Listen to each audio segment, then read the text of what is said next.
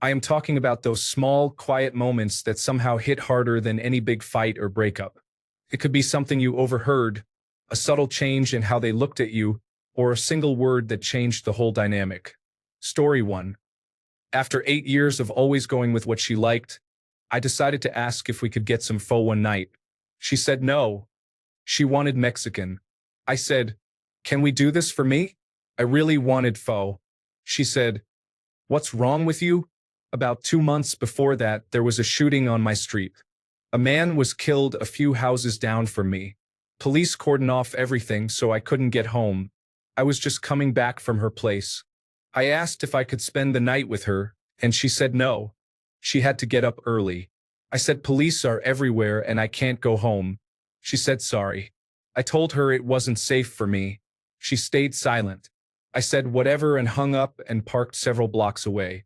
Helicopters and police were doing a manhunt, knocking on doors. They knocked on my car window and asked what I was doing. I showed them my ID. They said it is not safe here. It was 3 a.m. by now. Thankfully, my brother got up because his kid woke up from a nightmare and saw my text. He told me to come over. I slept on the sofa at my brother's. I never saw her the same way again. This was year 7 of the relationship by now. Story 2. After taking my wife back, I let her back into my life and offered her a hug. Within 10 minutes, she had restarted all the toxic behavior I had shut out 5 weeks ago. I am certain now. It is clear. Story 3. My ex would make me lunches when I worked a double. I always appreciated them. One day, she was assembling one and got a call. I went over to see what I would be eating, and she had a note she wrote about my lunch saying things like, "Carrots so he can see me, chicken for energy, pudding because yay," all kinds of things like that. I thought it was cute that she cared so much about my work lunch. Story 4. I said I love you and she smiled but did not say it back. Not because she forgot, but because she did not want to lie. Story 5. I got married in the military, which is a cliche, and my wife did not want to move to Texas from North Carolina. Obviously, we got a divorce. Fast forward about 5 years. I met my now fiancé. I had to make a choice. Get out of the military or face a high chance of moving to Colorado from Maryland. My fiancée was born and raised in Maryland, coming from old money. Her parents, grandparents, and everyone had been there since before the 1900s. She was also a high school teacher in Maryland. We were still dating at the time, but I brought this up to her. She told her mom she might be moving to Colorado. They cried together. Everyone was upset, but she was adamant. She said, "I'm sticking with you, and if that means we're going to Colorado, then let's go." I ended up getting out for a number of reasons, but that small moment, I'm ripping her away from everything she's ever known and she's going across the country for me to somewhere she's never been, after having had the exact opposite years before, was more than enough for me. Story 6. It was death by 1,000 tiny cuts.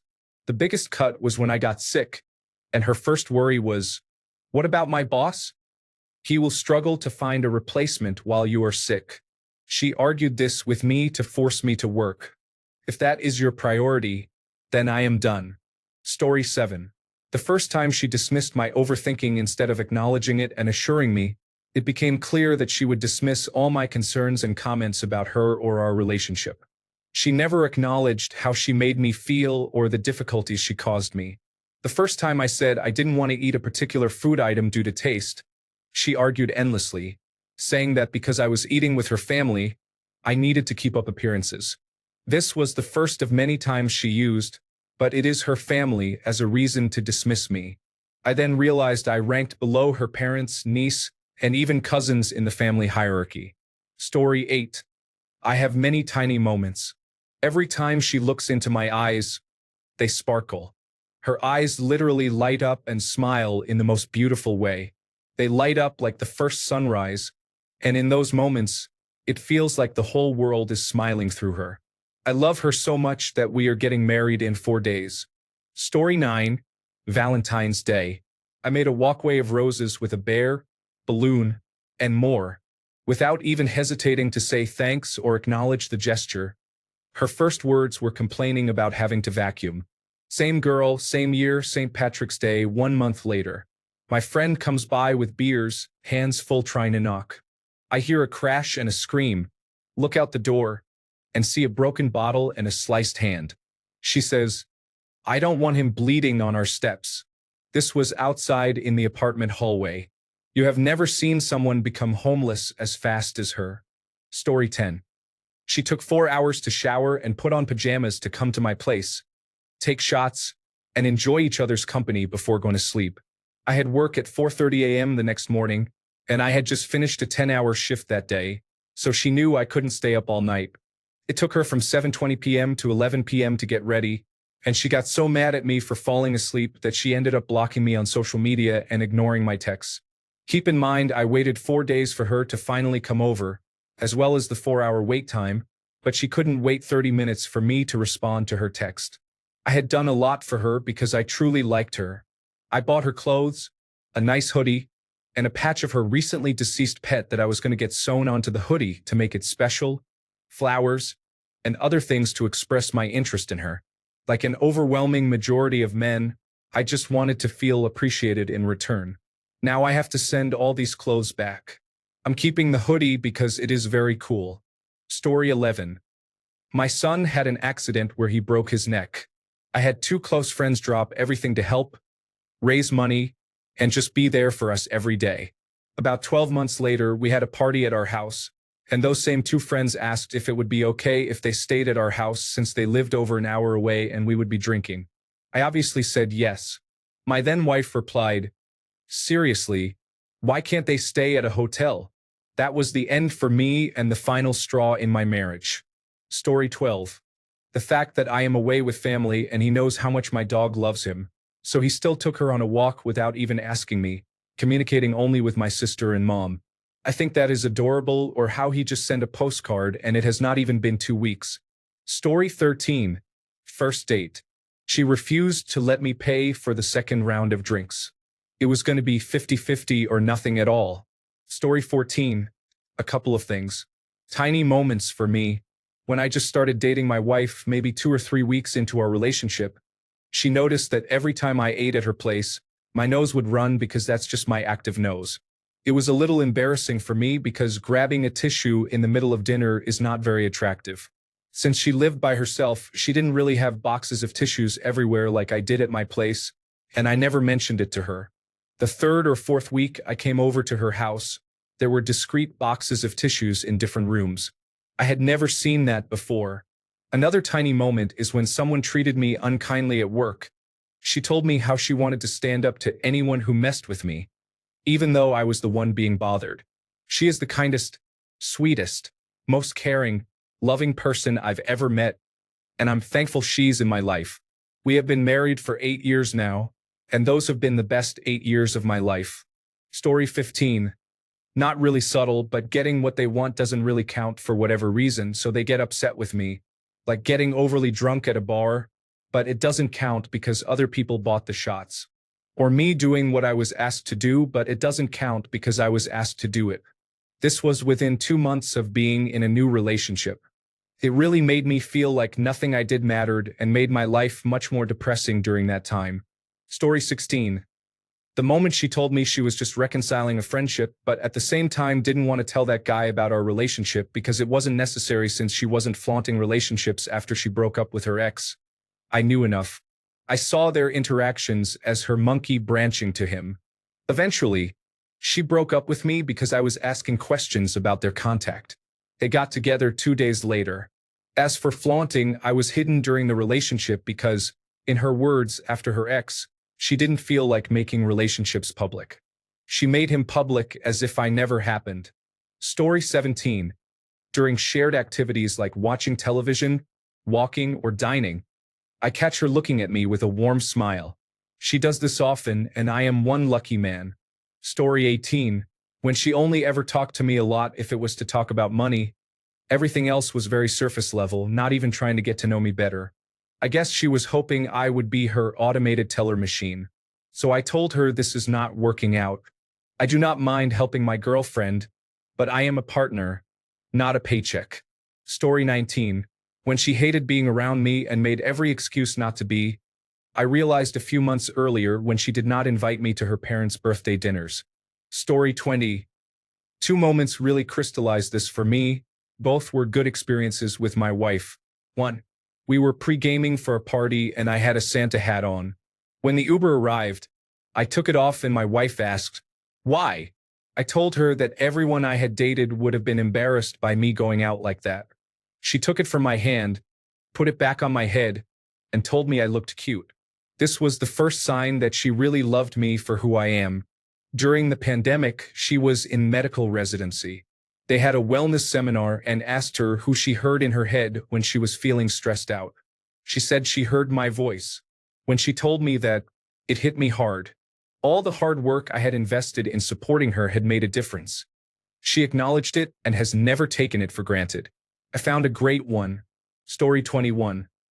When my car slid into a ditch and I got stuck in the snow, I worked nights, so he usually had his friends over drinking. I did not think about calling him because I knew he was either drunk or would complain about having to get out and help me. He was always the last person I would ask for help. He was not mean or anything. He just did not care enough about me to be slightly inconvenienced. Story 22. I'll start. We were watching a movie, and the girl cheated on her boyfriend. He said, "She's just doing what all women do." I said I had to pee and never came back. Story 23. My ex and I were at a party, and we saw this acquaintance of hers hitting on multiple women. Most of them showed no interest, but he kept trying to pursue them. My ex saw him and said, "I get him. I too am really attracted to men who are not interested in me." I found out then about our attachment styles, as I have walked away from people who are not into me. Story 24. She asked if I had ever been with a prostitute, and I honestly replied yes. She was very quiet for the rest of the night, seemed better the next day, and continued loving me throughout the relationship, but I could tell she always saw me differently. We broke up for completely unrelated reasons. I told her I wasn't mature enough for the love and commitment she deserves. It was one of the hardest things I have ever had to do. Story 25. We were at the beach with our dog when a pit bull came charging and started to attack my dog. My ex just stood there doing nothing. I had to lift our 30-kilogram dog over my head and keep the pit bull away with my foot. I lost a lot of respect for him and realized it was just another thing I could do by myself. Story 26. I do not want our house to have that Mexican style like your parents. Of course, it came from a white woman. Story 27. When work fell apart and my salary wasn't coming in, she turned to me, smiled, and said, "I'm the sugar mama now." It feels good to know the person you're with loves you not just for what you provide, but for who you really are. Story 28. There was a snake in my room in the middle of the night while I was talking with my girlfriend. I asked her to end the call so that I could deal with it. It was a cobra. She knew it and went to sleep peacefully. She asked me about it the next morning. Story 29. I'm an insomniac, he is not. When I toss and turn, he follows where I go in his sleep and plays footsie without missing a snore. If I get up to pace or walk around, I find him facing my spot when I come back. Mind you, we are not even dating. Edit. Sorry, I just realized what subreddit I was on. I am a woman. My apologies. Story 30. My ex-wife rarely trimmed her pubic area. One day, I noticed she had done a pretty thorough, tidy job, much more trimmed and sculpted than I had ever seen from her. I put two and two together. She was leaving for a business trip to Las Vegas a day later. When she returned, I confronted her, and she admitted to having an affair with her boss. Story 31. An ex that I broke up with well over a year ago. At the height of COVID-19, when people were starting to expand their social bubbles, we had a get-together planned with 3 other couples and their teenage children. One of them was battling a serious form of cancer at the time, and it was not going well, metastatic lung cancer in a non-smoker. The ex and his son had just both tested positive for COVID-19 about a day prior to the get-together. He decided, because he wanted to party so much, that he would go anyway and not tell them that they were sick. Mind you, this was a man in his mid-50s. That was a real eye-opener about him. Everything he did had to benefit him. If it did not, he would manipulate it so it did, or he would not do it. Story 32. I struggle with picking my skin sometimes, especially when I am anxious, and he knows that. We were sitting on the couch the other night, and I started to get anxious, fiddling with a little bump on my arm.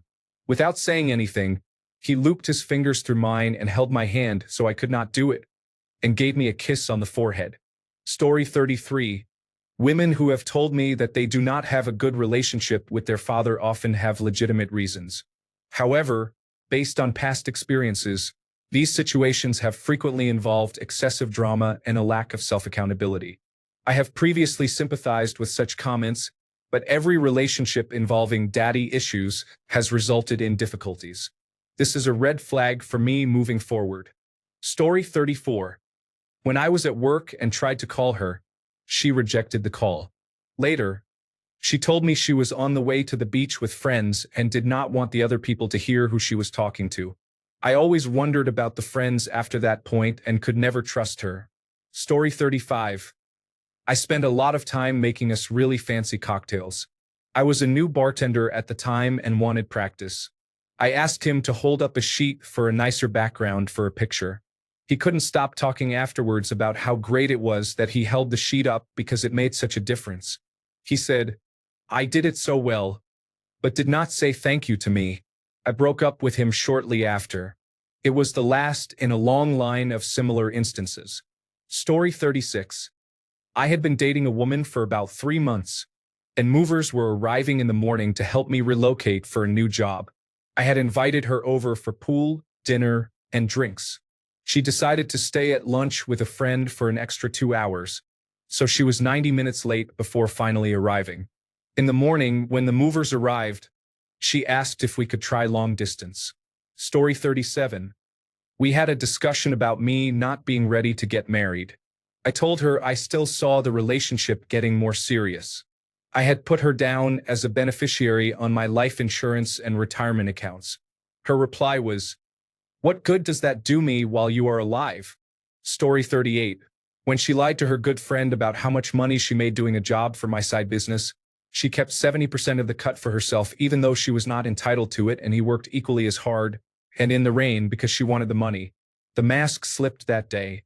She did not value honesty or loyalty as highly as she claimed. I began to see it all very clearly after that. Story 39. I was dating a woman who had 2 girls under 10 years old. One time when they were staying at my house, one of the girls got sick. I asked if I could go to the store and pick up anything for her, but I was told, "No, this is a mother-daughter matter. I'll take care of it." I knew right then that I was going to be on the outside looking in. Soon after, I ended the relationship and moved on. Story 40.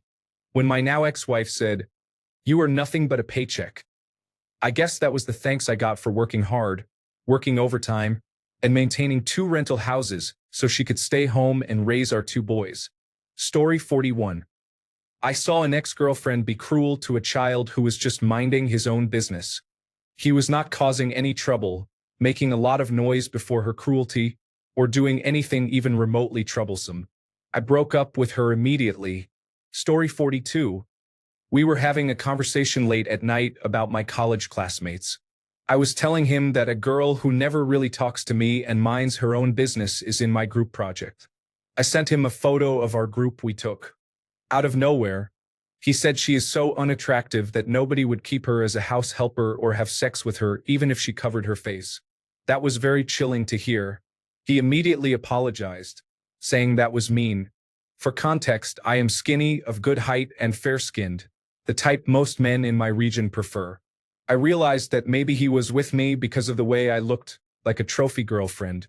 That very night, I decided that this is not the man I would marry and that this is never going to work out. Story 43. Sitting in marital counseling with my almost ex. He is mad that I am still upset he did not get me any gifts for Christmas and did not help my sons get me gifts. This was mid-January. We had been together for 22 years. Later, he brings up something he is upset about regarding wrong and bad choices I made 22 years after it happened. I had apologized and thought I had made it right. I had not heard a word about it since it happened. For real. I clapped my hands like a casino worker finishing their shift and said, "Done. Edit. Sorry, y'all." I did not realize this was Ask Men. I am a lady and did not mean to intrude. Story 44. So many little moments. My boyfriend is a professional chef, and he made me a delicious breakfast bowl one day. It had fried eggs on top, and I mentioned that I like my eggs a little more well done so there is no raw egg white. Since then, I have never had to bring it up. He always makes them exactly how I like. There are many other moments, but I find myself feeling more beautiful and confident every day we are together. He is endlessly loving and supportive. Story 45. Months ago, he was going through something I didn't really understand. It was causing him to act very avoidant and distant, and he just wouldn't open up about it. I gave him space, told him I was ready when he was, and let him handle it at his own pace. Many women would have left in that moment, but I didn't. We are in a long-distance relationship, and this happened over a month before we could see each other again. When we finally saw each other, I gave him 2 days to settle, then had a serious conversation about his behavior, already expecting a tantrum, defensiveness, or dismissive attitude. He just listened, looked me in the eyes, held me close, and said, "I will do better." Since then, he has been truly a great partner. He also thanked me for how I handled it. It has been about 6 months since this happened, and so far, so good. Thanks a bunch for sticking around till the end of the video. Remember to subscribe, and until next time, stay awesome and goodbye.